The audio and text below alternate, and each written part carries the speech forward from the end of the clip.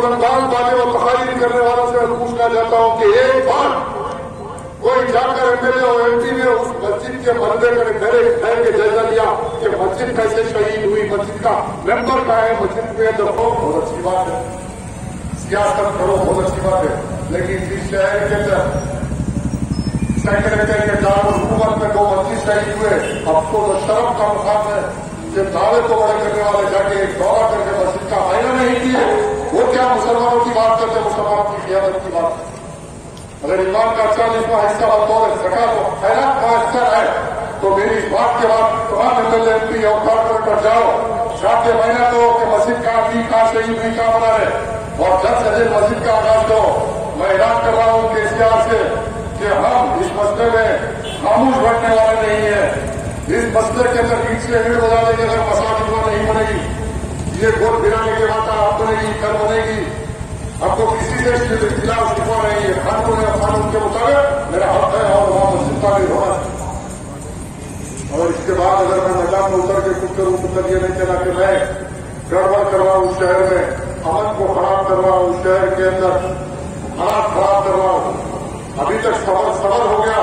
मैं एजेंसी के जरिए इंटेलिजेंस और तमाम डिपार्टमेंटों को इत्तला करता हूं कि तुम्हारे चीफ मिनिस्टर को ये इत्तला कर दो कि अगर जल्द से जल्द जो मसाजिद किस्म के बुनियाद और मस्जिद का काम का आगाज नहीं होगा तो फिर केसीआर की हुकूमत बाकी नहीं रहेगी। हम सारे तेलंगाना के 8 गांव में मुसलमान एहतजाज करेंगे, गांव में एहतजाज। और आप लोग भी तैयार रहिए इस एहतजाज के लिए।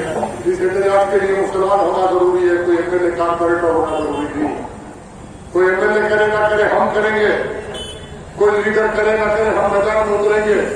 इसलिए क्या हमारा कच्ची फरीदा है और जिस तरह बाबरी मस्जिद के साथ खिलवाड़ किया गया वैसे मसाजिद के साथ खिलवाड़ किया गया।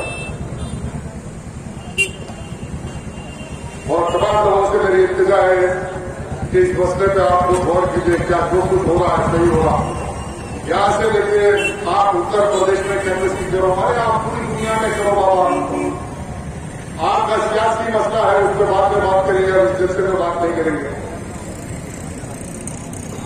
जरूर करेंगे। हालात तक हम भी जायजा ले रहे कि क्या क्या खेल चल रहा, बीजेपी कैसा खेल खिला रही, कैसे कैसे हालात पैदा हो रहे।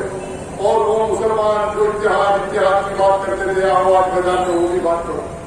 अरे क्या इतिहाद कर गया, इतिहाद के नाम पर जुताई करने वाले वो उलमा का है, वो मशाइखीन उस्लाम का है। क्या ये तो मसाजिद की जिम्मेदारी उनकी नहीं है? क्या मसाजिद की शहादत मामूली बात है क्या मुसलमानों के लिए? और ये मसला भी अगर मामूली है तो फिर मुसलमानों का कोई वजूद बाकी नहीं है। ये जश्न मिलाद मनाने का कोई मकसद नहीं है, जश्न मिलाद मनाने का कोई मकसद नहीं है। जिस नंबर रसूल को उखाड़ के फेंक दिया गया, उस नंबर रसूल के लिए तुम नहीं लड़ते तो तुम गुलाम मुस्तफा कैसे होते? जश्न मिलाद मनाने का क्या ख्याल रखते थे? आज तैयार हो जाओ, इंशाअल्लाह तआला मुझे बताओ तेरी कोई लड़ेगा लड़े। सेक्रेटरीट के दोनों मसाजिद की तामीर की जद्दोजहद का आगाज करेगी अमली तौर पर। जेलों को जाएंगे, लाठियां खाएंगे, गोलियां खाएंगे, लेकिन सेक्रेटरीट में दोनों मसाजिद उसी मुकाम से तामीर होंगे। आखिर अल्हम्दुलिल्लाह।